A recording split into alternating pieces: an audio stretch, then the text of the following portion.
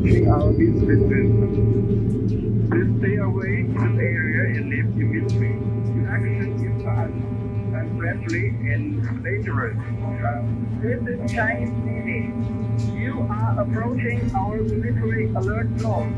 Leave immediately in order to avoid misjudgment. Asan na yung mga Chinese ano? Yun na yun. Announce to the world, this is ours. Bottom line is, nandito tayo, mga Pilipino tayo, pangatawan na natin talaga itong part ng West Philippine Sea, sa atin ito.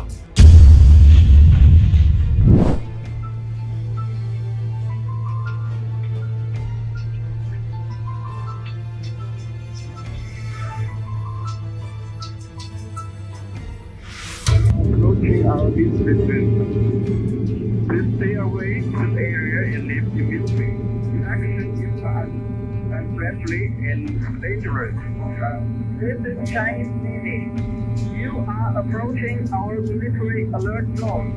Leave immediately in order to avoid misjudgment. In any eventuality, I was prepared for whatever.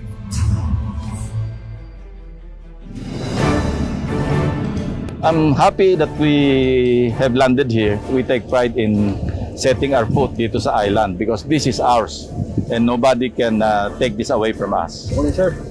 Yeah. Welcome to Pag-asa, sir. Sir. Morning, sir. Morning.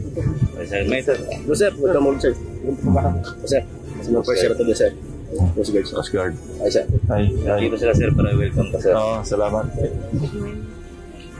Ang residence ngayon dito, ilan? Talagang dito nakatira? Sa amin po sa 100 plus lang po. 100 plus lang.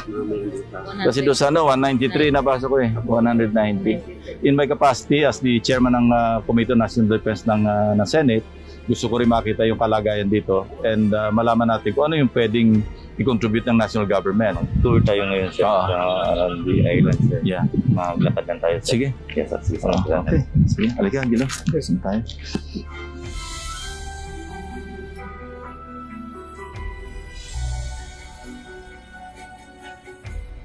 Napakagandang araw, sir. Ikaw talaga yung kauna-unahang senator talaga. Mapupunta dito sa amin sa Pag-asa. Palakpakan po natin si Senator Lacson.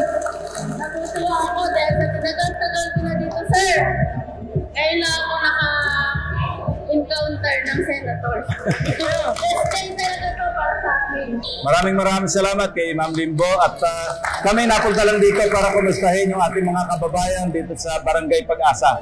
Alam mo, we can consider these people as even more patriotic than most Filipinos kasi dito hindi mo alam kung anong darating sa kanila. The threat will always be there. Gusto kong tanungin, ano ba yung pwede pang i-augment in terms of development? Lalo na yung Marine Research Centers. Ano ba yung requirements ninyo na pwede nating paglagakan ng budget for 2022. Nang sa ganon, para talaga ma-establish natin na merong livelihood dito, may kabuhayan, merong activities at kung pwede nga, magpa-migrate tayo dito. Nang sa ganon, talagang matawag natin talaga na Barangay Pag-asa ng Kalayaan. So maraming salamat sa mainit na pagtanggap. Sabi nga ni Ma'am Limbo, kakaunti man ng tao rito, nagkakaisa at saka talagang matatag. So lahat dito, electrified ng lahat? Yes, sir. 24 hours, sir. Oo. Ito yung tinitingnan ng modelo, sir, na pagdating ng panahon, sir, gagawa sila ng marami, sir. Model home, ito yung i-adapt. So talagang ang livelihood dito, puro fishing lang. At saka mga poultry. Yeah. Yes, sir. So self-sufficient. Yes, sir. Kasi sa layo ng panggagalingan ng ibang paano yung mga grocery items? May mga birds, sir, pumupunta. Okay. Sasabay doon, sir. Yung nagre-ration sa kanila, sinasabay na. Yes, sir. Pero wala namang wala kayo na-feel na threat or anything? Wala, sir. Wala kami naman, sir. Pero nag-attempt? Minsan? Nag-attempt yun sila, sir. Yes, sir. Nag-attempt sila, sir. Pero pag once natawagan yun, sir, may minsan sumasagot sila, sir. Hindi.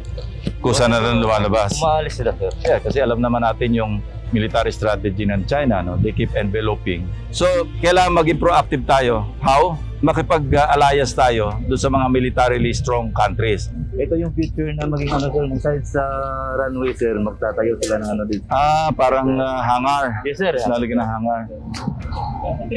Asan na yung mga Chinese ano? Yun na yun. Yan yung mga fishing boat. Sa atin to. Ito atin sa dumating kagabi. We're always pro-Philippines. We're always after our own national interest. Pero yun, nag-encourage din sa mga ASEAN neighbors, ano, yung ASEAN countries, na magkaisa. Dapat wala, permanente, mayroong 3 flag dito para ano, announce to the world, this is ours. Bottom line is, nandito tayo, mga Pilipino tayo, pangatawan na natin talaga itong part ng West Philippine Sea, sa atin ito. In regard to the situation in Pag-asa Island.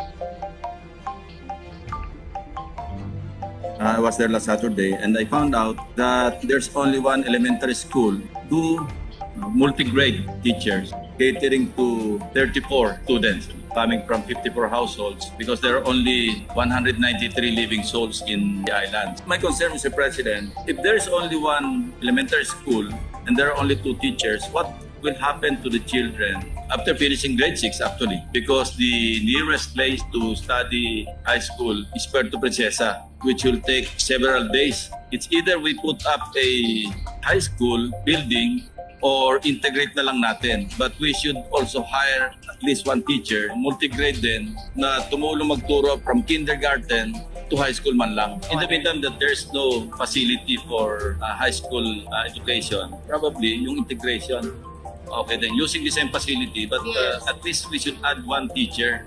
Yes, for the high school level, Your Honor. For high school level. Agree, Even Your Honor. elementary to high school. Another concern is yung special hardship allowance. I wonder how much the 2 teachers in Pag-asa are receiving in terms of special hardship allowance. The basis of the hardship allowance to get that extra is geographically on the location of the schools. What's the other criteria to mention? Temporary learning spaces, level of poverty, and access to basic amenities. Maraming kulang doon.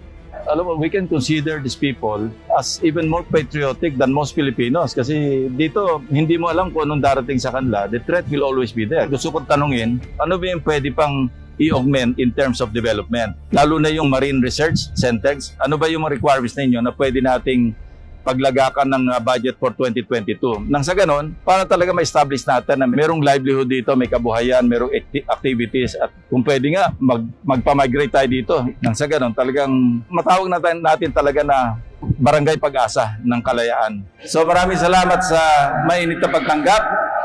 Sabi nga ni Ma'am Limbo, kakaunti man ng tao rito, nagkakaisa at saka talagang matatag.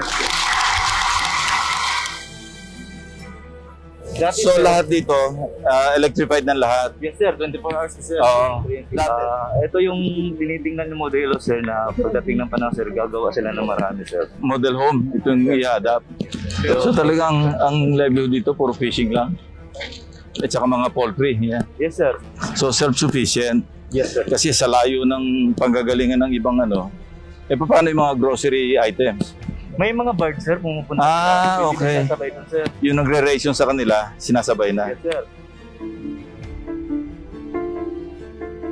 Pero wala namang wala kayo na-feel na threat or anything? Wala sir, wala kami naman sir. Pero nag-attempt minsan? Nag-attempt yun sila sir, yes sir. Nag-attempt sila sir. Pero pag once natawagan yun sir, may minsan sumasagot sila sir. May minsan hindi. Kusa na lang lumalabas. Umaalis sila sir. Yeah, kasi alam naman natin yung military strategy ng China, no? They keep enveloping. So, kailangan maging proactive tayo. How? Makipag-alliance tayo doon sa mga militarily strong countries.